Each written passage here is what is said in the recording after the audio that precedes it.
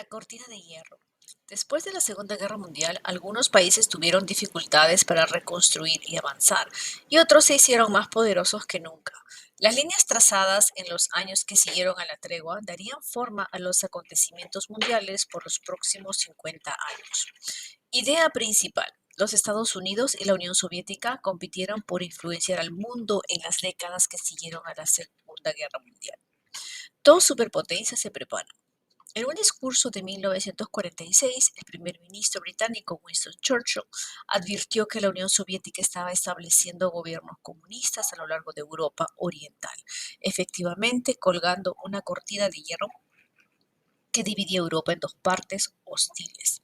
Churchill advirtió a los líderes de Occidente que si no detenían a los soviéticos de extender esta práctica más allá de Europa Oriental, otra guerra sería inevitable.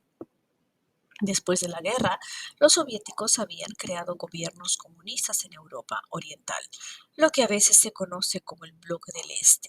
Temiendo la expansión del comunismo, el presidente estadounidense Harry Truman anunció la doctrina Truman en 1947. Esta doctrina comprometía a los Estados Unidos a realizar una política de contención, es decir, de detención de la expansión del comunismo al proporcionar asistencia financiera y militar a países específicos. Algunos legisladores de los Estados Unidos, incluyendo el secretario de Estado George Marshall, creían que el comunismo surgía entre las poblaciones pobres y que los Estados Unidos debían ofrecer ayuda a los países vulnerables. En 1948, el Congreso de los Estados Unidos pasó la Ley de Colaboración Económica, que se hizo conocida como el Plan Marshall. El Plan Marshall proporcionó 13 billones de dólares en asistencia para reconstruir las economías europeas tras la guerra y para restaurar la prosperidad.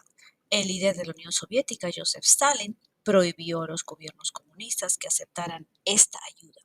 Los Estados Unidos y otras naciones de Occidente también formaron la Organización del Tratado del Atlántico Norte, OTAN, una alianza de defensa contra la posible agresión soviética. En 1955, la Unión Soviética y otros estados comunistas formaron una alianza propia llamada el Pacto de Varsovia. Entre 1945 y 1990, los Estados Unidos y la Unión Soviética estaban divididos por ideales muy diferentes.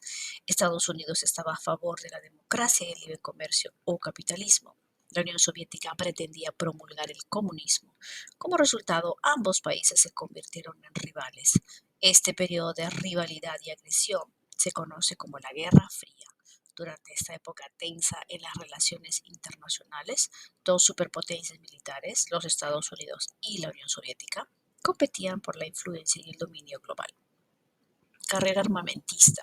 Durante la Guerra Fría, tanto los Estados Unidos como la Unión Soviética gastaron millones de dólares agregando a sus milicias más soldados, tanques, aviones y barcos. Las superpotencias también iniciaron una carrera armamentista, es decir, de armas, incluyendo armas nucleares.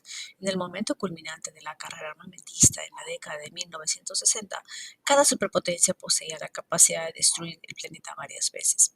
La carrera armamentista inició el temor de una guerra nuclear en los Estados Unidos y alrededor del mundo. Los intentos de ambos bandos por limitar las armas nucleares tuvo variados resultados.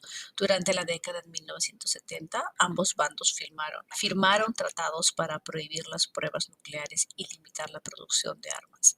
Otra guerra también ocupó a las superpotencias durante la Guerra Fría, la carrera espacial de las décadas de 1950 y 1960. Llegar primero al espacio exterior se convirtió en un asunto de orgullo nacional. En 1957, los soviéticos lanzaron el Sputnik, un satélite que orbitó exitosamente alrededor de la Tierra. Los Estados Unidos respondieron con la creación de la Administración Nacional de la Aeronáutica y del Espacio, NASA por sus siglas en inglés, solo un año más tarde. Un gran salto. El 20 de julio de 1969, más de medio billón de personas alrededor del mundo encendieron sus televisores en blanco y negro para observar cómo el astronauta estadounidense Neil Armstrong, en la foto, se convertía en el primer ser humano en pisar la luna. Es un pequeño paso para un hombre, pero un gran salto para la humanidad, exclamó Armstrong. Él y Buzz Aldrin exploraron la luna por algunas horas y plantaron la bandera estadounidense antes de regresar a la Tierra. Aquí vemos el mapa de